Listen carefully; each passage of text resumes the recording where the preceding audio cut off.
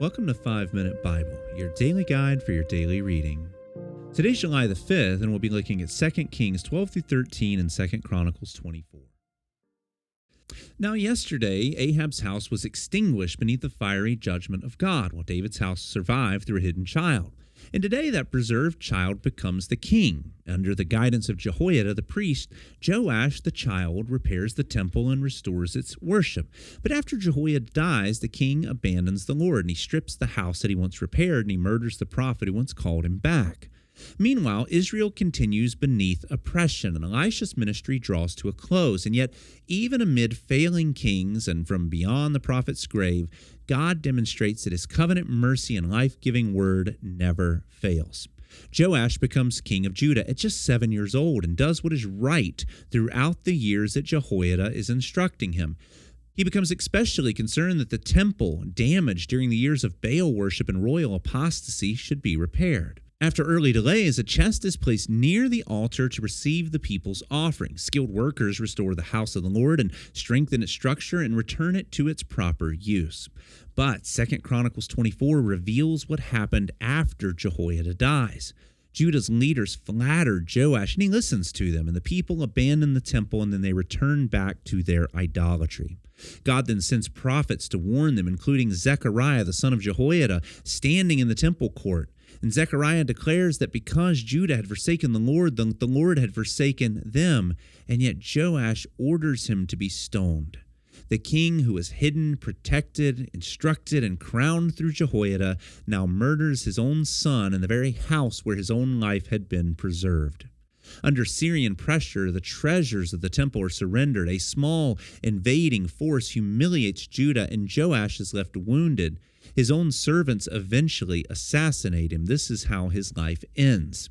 2 Kings 13 then turns us northward. Jehoiahaz of Israel suffers beneath Syrian oppression, but he seeks the Lord, and God mercifully provides relief because he remembers his covenant with Abraham, Isaac, and Jacob. And yet Israel does not abandon the sins of Jeroboam, which is the repeated theme. Later, King Joash of Israel visits the dying Elisha, and the prophet promises victory over Syria, but the king strikes the ground only 3 times, revealing weak and limited expectation. Elisha then dies and is buried, and later, when a dead man touches the prophet's bones, he revives and stands upon his feet. So, as you read today, I want you to ask the following question. Can outward reform or borrowed conviction sustain a person whose heart is not really established in the Lord? The obvious answer is no. These chapters show that godly influence is a tremendous gift, but every person must personally seek, trust, and obey God. And the central tension in all of this is between the outward repair and the inward ruin. Joash repairs the temple. He organizes the giving and restores the building and renews the public worship. And these are all genuine and very important accomplishments. But a repaired building can't compensate for an unreformed heart. As long as Jehoiada lives, Joash appears faithful. And yet, once that guiding influence is removed, Joash begins listening to the flatterers. He begins embracing idolatry, rejecting prophetic correction, and even spills the blood of the innocent man.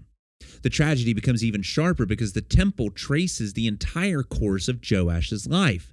Joash is the one who is hidden in the temple. He's crowned beside the temple. He repairs the temple, and then he later permits idolatry and murders God's prophet in the temple court and surrenders its treasure to purchase temporary relief from an enemy.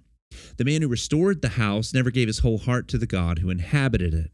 And this gives this episode sharp personal application because it's possible to live under another person's conviction for a season and even flourish there. A child may lean upon the faith of his parents. A church member may lean upon the zeal of a pastor. A man may appear strong while surrounded by faithful friends. And yet, borrowed conviction eventually reaches its terminus. The question is not merely whether godly people influence you. They do. The question is whether you fear the Lord, whether you can receive correction and remain faithful when that supporting influence is gone. 2 Kings 13, therefore, reveals the same weakness in Israel. Jehoahaz cries out under oppression, and yet the nation retains its idols. Jehoash receives a promise of victory, and yet responds without wholehearted expectation. And nevertheless, God continues showing compassion because of his covenant faithfulness is far greater than the inconsistency of Israel's kings. And in that way, Joash reveals again why God's people need a better son of David. Joash is preserved as an infant, but he does not preserve as a king. He restores the temple, but he later profanes its courts with innocent blood. He receives prophetic correction, but then he answers it with violence. He repairs God's house while neglecting his own heart, but yet Christ never does that. He's the faithful king that Joash could never be. Like Joash, Christ is preserved from the murderous ruler during his childhood. But where Joash later abandons the Lord, Christ remains faithful throughout his life. He doesn't borrow another man's convictions. He delights completely in his Father's will and remains obedient through temptation, rejection, suffering, and death. Zechariah's murder belongs to the long history of righteous bloodshed that Christ would later condemn. Zechariah dies within the temple court while calling upon God to see and avenge. Well, Christ is rejected by the leaders who are responsible for God's house, yet he willingly sheds his own innocent blood to secure forgiveness and salvation for his people. Elisha's grave even points forward to Christ as well, because contact with the dead prophet's bones restores one single man to mortal life. But Christ doesn't give life while remaining imprisoned to death. He empties his own grave. Elisha dies and another man rises. Well, Christ himself dies and rises himself and becomes the source of resurrection for all, not just one who believe in him.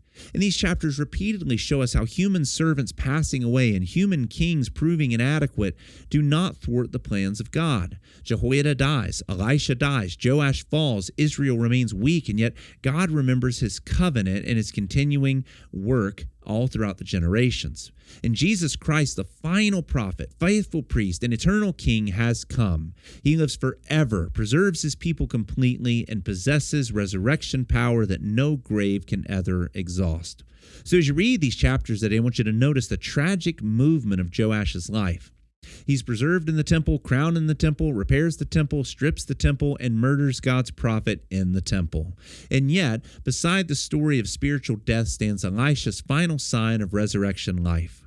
This week we began with Ahab discovering that judgment could not be escaped, and it ends with a dead man discovering that death can never resist the power of God. So with that, as you read your Bible carefully, devotionally, and joyfully, may the Lord use his word to sanctify you completely, and we will continue our journey tomorrow. God bless you.